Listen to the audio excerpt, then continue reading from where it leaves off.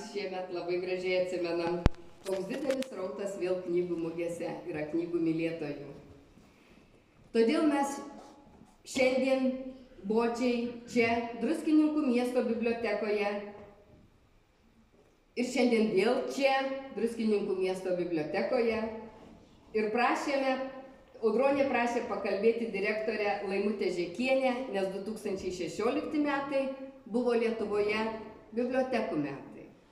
Mes būtumėm paprašę direktorę, bet jinai šiandien negali, kadangi kolektyvas nuoširdus mažu pajėgumu visus čia mus priima, tai tiesiog perduosim nuostabiam bibliotekos kolektyvui didelius nuoširdžius žodžius, kad mus priimat taip gausiai.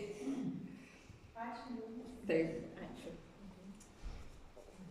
Padėkoję bibliotekai, mes pabandysim atsiminti Audronės gyvenimo istoriją, kadangi visi buvom skirtingose jos gyvenimo etapuose. Tai leiskit perskaityti trumpai, kad prisimintumėm.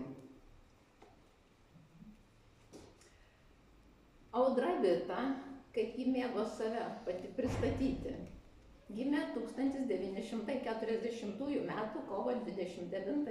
Vilniuje. Jos mama Jonovaitė buvo žemaitė, o tėtis Boleslovas dzūkas nuo Krikštonių, iš gausios Padegimų giminės.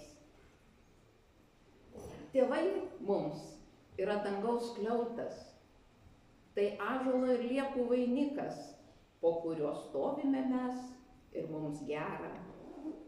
Audronė turėjo aukštą skliautą ir gausų vainiką, savo tėvus, kurie įdegė jai meilę tėvynei, jos kalbai, kultūrai. Nelengvi Audronės vaikystės metai, tai buvo karo ir pokario metai, prabėgo su tėvais slepiantis nuo tremties įvairiose Lietuvos vietose.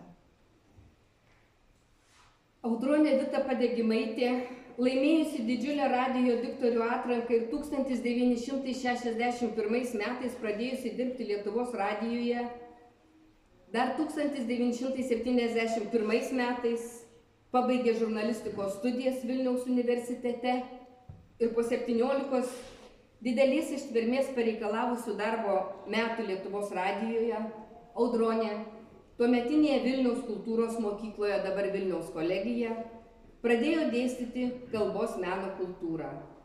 Tenai, kolegijoje, per 18 metų išugdė daug žinomų, darbščių kultūros darbuotojų.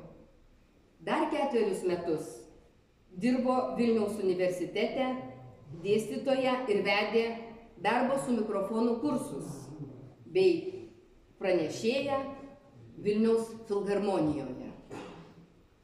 Audronė Vita buvo ypatingai gilaus mąstymo ir plačios erudicijos kultūros puoselėtoja, aktyvi Lietuvos persitvarkymo sąjūdžio dalyvė.